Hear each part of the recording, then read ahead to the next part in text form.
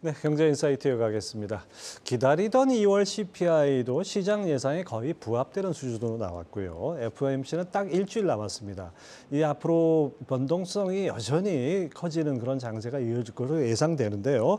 이와 관련해서 오늘 대신증권 문남중 수석연구위원 모시고 얘기 나눠보겠습니다. 어서 오십시오. 네, 안녕하세요.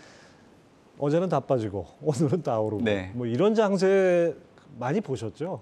네, 많이 경험했습니다. 네. 네, 사실 진짜 투자자 입장에서는 또 시청자 여러분들 입장에서는 어디에 진짜 이걸 초점을 맞춰야 될지 깜깜한데요. 일단 하나하나씩 짚어보죠. 네. 자, 간밤에 나온 2월 CPI 그 내용부터 좀 짚어주실까요? 네. 시장이 예상했던 수준에서 부합하게 나왔습니다. 그렇기 때문에 이제 전일밤 미국 증시가 오르는데 영향을 줬다 생각을 하고 있고요. 2월 소비자 물가 헤드라인 기준으로 전년 동월 대비 6%, 네. 그리고 이제 근원 소비자 물가 기준으로는 전년 동월 대비 5.5%. 사실 간밤에 소비자 물가가 나오고 나서 미국 현지에서는 좀 반응이 좀 석연치 않은 부분들이 분명히 있었어요. 네. 사실 전년 동월 대비 이 기준이 사실 중요하거든요. 물가를 파악을 할 때. 근데 근원 소비자 물가가 전월비 예상치 했던 것보다는 조금 올라온 부분이 확인되다 보니까 이 물가가 떨어지는 속도에 대한 기대치가 높으셨는지 모르겠지만 약간 앞으로 좀 물가가 변동성이 있지 않을까 약간 이런 의구심을 좀 내비치는 분들이 있었는데요. 사실 구성하고 있는 항목들을 보면 앞으로 주거비를 중심으로 서비스 항목의 물가가 계속 떨어질 여지가 있다는 게 확인됐다고 생각합니다. 일단 헤드라인 소비자 물가 구성하고 있는 항목을 보면 식품 에너지, 전월과 비교했을 때 오름폭을 줄이는 게 확인이 됐고요. 이제 문제는 서비스 항목을 구성하고 있는 주거비, 운송 서비스 부분이 전월과 비교했을 때 올라왔기 때문에 그중에서도 주거비가 기여도 측면에서 놓고 온다고 하면 3분의 1 이상 그놈 소비자 물가에 영향을 주기 때문에 앞으로 주거비가 올라가는지 아닌지에 대한 부분들에 대한 불확실을 높인 부분들은 있다고 좀 봅니다. 근데 앞으로 주거비가 연속적으로 떨어질 여지가 있다고 생각을 해요. 왜냐하면 과거에도 연준의 정책금리가 중단되고 나서 주거비와의 스프레드가 0.8에서 1.05 정도로 좁혀지고 나면 시차를 갖고 전년 동월 대비 연속적으로 떨어지는 모습이 나타났거든요. 그게 대략적으로 9개월 정도 걸렸습니다. 그래서 올해 연준이 6월 달에 금리 인상을 중단한다고 하면 대략적으로 내년 1분기가 해당되는데 아마 앞서서 올해 하반기 때는 주거비가 오름폭을 줄여가는 속도가 좀 빨라질 수 있다라는 생각을 좀 해보고 있고요. 운송 서비스를 구성하고 있는 항목을 보면 사실 항공 운임료가 좀 많이 오른 부분들은 있습니다. 아마 지금 주변 분들도 일본 같은 주변 국가들 여행들 많이 가시는 분들이 있는데 그만큼 전 세계적으로 보면 지금 리오프닝 이후에 대외 활동들이 많이 높아지다 보니까 항공 운임이 조금 올라가는 부분들. 그게 이제 물가가 영향을 받는데 영향을 주고 있는데요. 저는 이런 얘기를 좀 드리고 싶어요. 사실 올해 1분기는 물가를 해석할 때 불규칙적으로 물가가 좀 튀어오를 수 있는 여지가 있다. 왜냐하면 연준 같은 경우에도 지난해 12월을 기준으로 금리 인상 속도 조절을 시행을 하고 있는 상황이기 때문에 이런 국면에서는 사실 물가가 불규칙적으로 뛰어오를 수밖에 없는 가도기 국면을 거칠 수밖에 없습니다. 근데 그 해당되는 시기가 올해 1분기라는 거죠. 그렇기 때문에 월간 지표를 놓고 보실 때 약간 예상치 대비 좀 튀는 모습들이 나온다고 하더라도 너무 연연하실 필요는 없고 결국 추세가 중요합니다. 헤드라인 소비자 물가 기준으로는 지난해 6월을 고점으로 추세적으로 좀 떨어지고 있고 또 근원 소비자 물가 역시 시차는 좀 있지만 지난해 3, 4분기 하반기 들어서 떨어지고 있는 보면 사실 물가는 앞으로 우리가 걱정을 해야 되는 변수로서의 역할이 좀 줄어드는데 영향을 주지 않을까 생각하고 있습니다. 네, 사실 CPI의 모든 분들이 국내외 모든 시장에 촉각이 곤두섰지만 그 전에 터진 이 실리콘밸리 은행 사태 때문에 조금 약간 희석된 느낌이 들어요. 근데 어쨌든 간에 지금 상황에서 그 월가 쪽집게라고 하는 마이클 윌슨, 그 모건 스탠리 최고 투자 책임자. 미국 증시 하락 가능성을 경고를 했습니다. 미국 증시에 새로운 약세장이 찾아오고 있다. 증시가 아직 약세장에서 벗어나지 못한 만큼 주가가 반등할 경우 차익 실현에 나서야 한다. 차익이 있어야 실현하죠. 약간 그런 생각도 드는데 어떻게 보십니까? 일단 전일밤 미국 증시가 앞으로 증시 향방을 좀 가늠하게 해주지 않았나 생각을 합니다. 사실 미국의 실리콘밸리 은행 사태로 인해서 최근에 금융주를 중심으로 등락이 좀 나타나긴 했었지만 전일밤 미국 증시 마감장을 보면 사실 실리콘밸리 은행급의 중소형 은행들 주가는 큰 폭으로 반등을 했거든요. 과거 니먼 사태 정도 수준까지 좀 주가가 떨어질 수 있다는 그 근거로 좀 제시하고 있는 부분들이 있는데 그런 차원에서 리먼 사태 때 당시의 흐름을 좀 얘기를 해드리면 예. 앞으로 주가가 떨어지기보다는 올라갈 여지가 있다라는 생각이 좀 드실 수가 있을 것 같습니다. 2008년도였죠. 리먼 사태가 발생하고 나서 그때 연준은 8월 달에 긴급 유동성 지원 프로그램을 가동을 했고요. 그해 12월 달에 정책금리를 제로 수준까지 낮췄죠. 예. 그럼에도 불구하고 주가는 계속 하락했습니다. 그게 2009년 3월까지 계속 이어졌거든요. 유동성을 풀고 금리를 제로까지 낮췄음에도 불구하고 주가가 하락했던 그 배경에는 리먼 사태가 발생했던 그 핵심 문제를 사실 해결해주지 못했기 때문에 그랬던 겁니다. 결국 지금 저 적재 금리하고 당시 S&P 500 지수 그 그렇죠. 당시 얘기거든요. 네네. 그래서 2008년도 12월에 연준이 드디어 모기지 채권 5천억 달러를 매입하는 안을 포함한 사실 QE 선언을 하면서 실제로 한 달 뒤부터 이제 모기지 채권을 매입하기 시작을 했거든요. 예. 그리고 나서 주가가 2009년 3월 전후로 안정을 되찾으면서 올라가기 시작을 했죠. 제가 이 얘기를 드리는 거는 결국 어떤 사태가 발생했을 때 정책 당국이 신속하게 핵심 문제의 대응책을 얘기를 해주냐, 이게 상당히 중요한 관건이 된다는 겁니다. 이번 실리콘밸리 은행 사태를 놓고 본다고 하더라도 미국 정책 당국이 신속하게 대응을 하고 있는데 사실 파격적으로 예금을 모두 보장해 준다는 예. 걸 발표를 했죠. 사실 실리콘밸리 은행이 가지고 있는 예금 전체적으로 보면 예금자 보호 한도에 적용되는 그 비중이 3%가 채 안 돼요. 예. 나머지가 다 이 테크 기업들이 예금했던 금액들인데 보통 이런 금액들은 보장을 해주는 게 아니거든요. 그렇죠. 그럼에도 불구하고 이 실리콘밸리 은행 사태가 지역 은행으로 확산되는 걸 막기 위해서 가감하게 이제 전액 예금 보장을 해줬기 때문에 그래서 이번 주 주초에 좀 미국 증시가 다시 안정을 찾는 데 영향을 주고 있는 상황이라 봅니다. 그래서 저는 리먼 사태랑 지금 실리콘밸리 사태를 놓고 봤을 때 결국 핵심 문제를 파악을 해서 거기에 신속하게 대응하는 정부 정책이 나왔는지 여부를 놓고 봤을 때 부합을 하고 있기 때문에 아마 이번 주부터는 좀 금융시장의 안정을 되찾는 데 영향을 주지 않을까 생각을 하고 있습니다. 아니, 이건 부수적으로 이런 의견도 있더라고요. 베어 스턴스 바운스라고 하는. 그러니까 네. 당시 베어 스턴스가 먼저 그 유동성 얘기가 왔을 때 그러고 나서 뭔가 이제 좀 안정됐는 듯해서 주가가 올랐는데 다시 또 빠졌다. 네. 뭐 이런 측면에서 보는 분들도 있어요. 월가에서는. 저는 실리콘밸리 은행의 사태는 어떻게 보면 금융시장에는 좋은 결과로 이어지지 않을까 생각을 해요. 제가 이 얘기를 드리는 거는 결국 3월 FMC를 앞두고 이 사태가 발생을 했거든요. 예. 그 이전에는 이제 시장에서 3월 FMC에서 50pp 그렇죠. 금리 올린다는 게 만연한 생각이었는데 이 사태로 인해서 이제는 뭐 동결까지 할 수 있다는 의견으로 완전히 바뀌게 됐죠. 결국 매파적으로 봤던 시장보다 연준이 정책 대응을 좀 완화하게 해준다고 하면 저는 3월 FMC가 결국 시장의 안도를 불러일으킬 수 있다고 생각을 하고 있는 상황이기 때문에 실리콘밸리 사태는 금융시장 입장에서는 좀 긍정적으로 작용할 여지가 있다라고 생각을 좀 해보고 있고요. 지금은 사실 물가에 좀 주목을 해야 됩니다. 예. 사실 은행권 뭐 시스템 리스크로 존이되는 부분들을 얘기를 하려고 하면 결국 그 은행이 문제가 됐던 그 발단이 대응을 해줄 수 있는지 여부를 확인을 해야 되는데 결국 지금 BTFP라는 발표를 했죠. 그 내용을 보면 중요한 포인트가 두 가지 정도가 있습니다.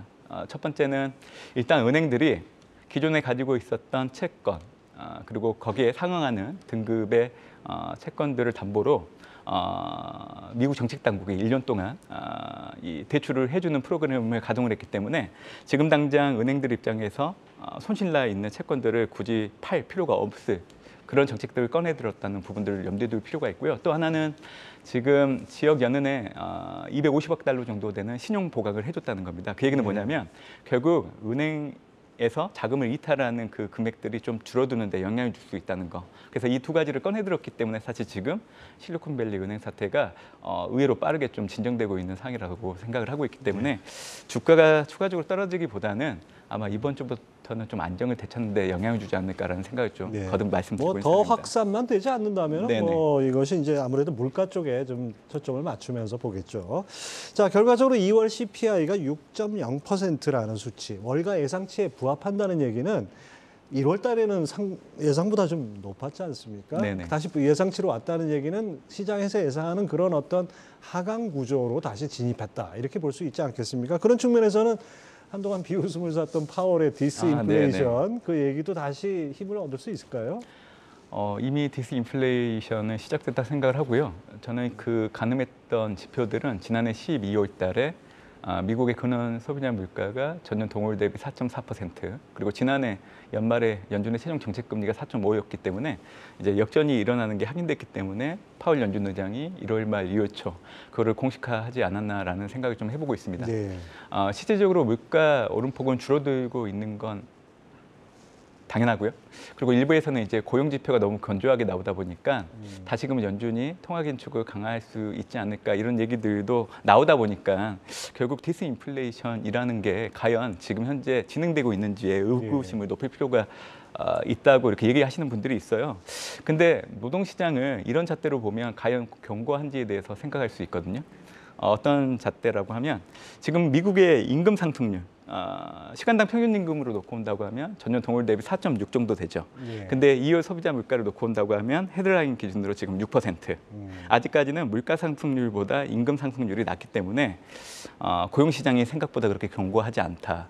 이 얘기는 결국 앞으로 연준이 통화 정책을 긴축으로 가지고 갈 수 없다. 이 얘기를 하는 징표이기도 합니다. 그래서 이런 고용 지표 간의 관계, 그리고 물가 오름폭이 둔화되고 있는 이 두 가지 조합을 놓고 온다고 하면 사실 연준의 통화 정책은 매파적으로 가기는 어렵다고 봅니다. 결국 이미 긴축 정책을 시행하고 있는 상황이기 때문에 연준조차도 올해는 디스인플레이션이 이미 시작됐다는 거를 1월 말 2월 초 FMC를 통해서 좀 얘기를 해주지 않았나 저는 생각을 하고 있습니다. 네.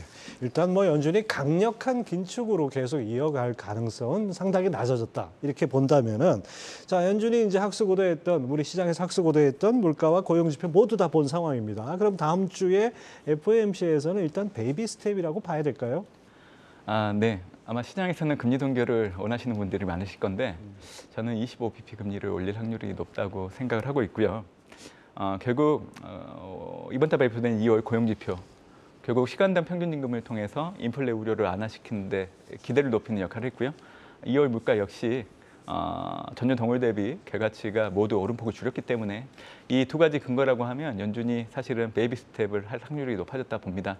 물론 일부에서는 실리콘밸리 은행 사태로 동결을 얘기하시는 분들이 있는데 연준 입장에서는 인플레이션과 이 금융 안정에 대응하는 각각의 정책 도구가 있다는 것을 시장에 알려줄 필요가 있습니다. 네. 이런 차원에서 놓고 온다고 하면 실리콘밸리 은행 사태로 인해서 연준이 갑작스럽게 금리 동결로 가긴 어렵고요. 만약에 금리 동결로 가게 된다고 하면 지난해 12월 FMC를 통해서 연준이 올해 제시한 최종 정책 금리의 상단이 5.6입니다. 근데 5.6이라는 숫자는 올해 인플레를 통제하는데 최적의 조합이라고 생각하는 숫자이기 때문에 그걸 제시를 한 거거든요.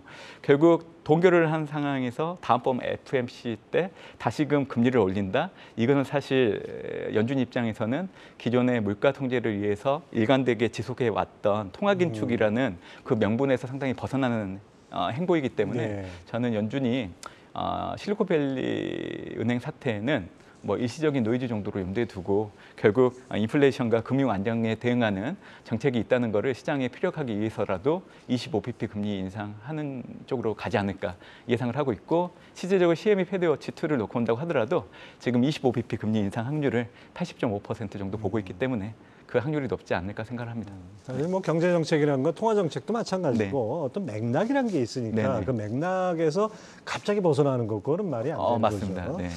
하지만은 이제 동결 가능성도 조금은 있지 않습니까? 그런 네. 예상하는 분들도 있는 것 같은데요. 네. 사실 동결을 하게 되면 통화 정책에 대한 불확실성을 높일 수 있기 때문에 사실 주식시장 입장에서는 앞으로 단기적으로는 좀 반등이 나타날 수 있지만 시간이 지날수록 어떻게 보면 이제 다가오는 5월, 6월, 7월 FMC를 맞이할 때마다 변동성을 키울 수 있는 요인이 될 수 있다고 봅니다.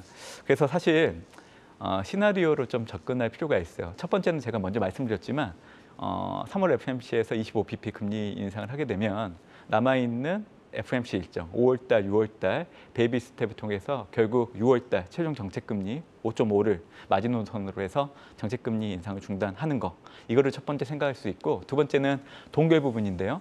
만약에 이번 달에 동결을 하게 된다고 하면 연준 입장에서는 금리 인상 최종 수준을 어찌됐든 5.5% 수준까지 네. 올려야 되거든요. 네. 그러면 6월달이 아니라 7월달 금리 인상이 중단될 여지가 높아질 수 있다는 겁니다. 결국 시장에서는 정책 금리 인상 중단될 수 있다는 기대를 하고 있는데 이게 딜레이 된다고 하면 시장은 희망감이 높아질 수 있는 부분들. 그래서 시나리오 두 번째로 좀 얘기를 드리고 있고, 세 번째는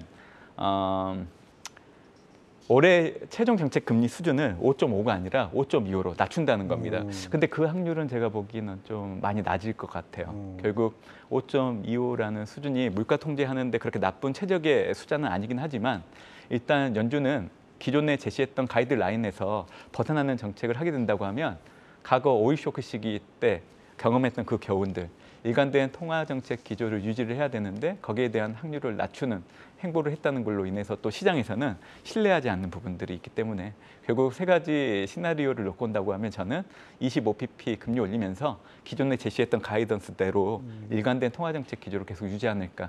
저는 그게 오히려 시장의 불확실성을 낮추는 데 더 영향을 주지 않을까 예상을 하고 있습니다. 네, 그렇죠. 자, 실리콘밸리 은행 파산으로 충격파는 뭐 조금 완화되는 것 같은데 또 월가에서 나오는 얘기, 엊그저께 또 이런 얘기가 많았지 않습니까? 바퀴벌레는 한 마리가 아니다. 네. 바퀴벌레 한 마리가 발견되면 이미 여러 마리가 존재한다는 얘기다. 뭐 이런 지적까지 나왔는데 이건 어떻게 보십니까? 사실 실리콘밸리 은행 사태가 지역 은행들로 확산되기 어려운 부분들이 분명히 있습니다. 왜냐하면 실리콘밸리 은행 같은 경우에는 예금주들이 대부분 테크 기업 위주였기 때문에 사실 편중된 부분들이 있고요. 그리고 이제 이 예금들을 운용을 해야 되는데 특이하게도 장기 국채에다가 몰빵을 하는 모습들이 예. 보이다 보니까 편중된 부분들이 나타났다는 거죠. 근데 이런 부분들이 결국 동일한 은행들이 파산으로 이어지고 있는 부분들이 있죠. 시그니처 벤처도 그렇고, 그러니까 이런 기업들도 보면 예금의 대부분이 코인 은행, 코인 기업들 위주. 그러니까 이런 편중된 부분들이 있다 보니까 이게 다른 타 은행으로 확산되기는 어렵다 보고 있고요. 실리콘밸리 은행의 총 자산 규모가 지난해 기준으로 2,090억 달러 정도 됩니다. 근데 JP 모건이 미국 내 1위 은행 기업인데 3조 2,019억 달러 정도 되는 규모이기 때문에 비교를 해보면 10분의 1조차 되지 않는다는 거죠. 결국 다른 타 은행으로 전염이 될 여지는 낮다고 생각을 하고 있고, 그리고 이제 운용했던 자금들이 대부분 장기 국채로 편중되는 예. 이런 상황들을 놓고 본다고 하면 개별 은행의 문제로 치부될 여지가 있다라고 생각을 하고 있습니다. 네, 그렇게 좀 진정이 됐으면 하는 바람도 간절합니다. 자, 이제 3월 FOMC라는 것이 바로 일주일 앞으로 다가왔는데 이 불확실성이 제거된 이후의 시장은 어떻게 흘러갈까요? 저는 실리콘밸리 은행 사태가 뭐 지금 당장 뭐 연준의 통화 정책에 영향을 주는 행보로 이어지지는 않더라도 일단 3월 FOMC 이후에 연준 통화 정책 행보가 더 매파적으로 가지 않는데 구심점 역할을 해줬다고 생각을 합니다. 결국 이런 상황에서 고용 내에서 시간당 평균 임금, 또 물가 지표 추이가 결국 오름폭을 줄이는 추이를 지금 현재 확인을 해주고 있기 때문에 결국 디스인플레이션 시작된 걸 관련해서 좀 앞으로 수혜를 볼 수 있는 대상들이 좀 부각되는데 영향을 주지 않을까 생각을 하고 있고요. 팬데믹 이후에는 사실 선진국 증시 위주로 좀 선호되는 흐름들이 있었지만 결국 금리와 물가 민감도가 높은 권역이 대표적으로 이제 신흥 권역이기 때문에 앞으로는 이제 신흥국들이 좀 다른 글로벌 증시를 주도하는 데 영향을 주지 않을까 생각을 하고 있습니다. 결국 금리와 물가가 시간이 지날수록 오름폭을 줄어드는 것 자체가 증시에는 우호적으로 작용할 수 있다고 생각을 하고 있고요. 중요한 거는 미국의 헤드라인 소비자 물가 기준으로 7%를 하회하는 물가 추이가 계속 이어진다고 하면 올해 같은 경우에는 위험자산 가격이 일정 부분 큰 변동성이 나타나지 않을 걸로 예상을 하고 있기 때문에 앞으로 위험자산 가격의 잣대로 보실 때 미국의 헤드라인 소비자 물가가 7%를 계속 하회하는지 여부 상당히 중요한 가늠자로 여겨 주셨으면 좋겠다는 생각을 하고 있습니다. 네, 하여튼 여러 가지로 우리 다 점검해 봤습니다. 대신증권 마켓전략실의 문남중 수석연구위원 함께했습니다. 말씀 감사합니다. 감사합니다.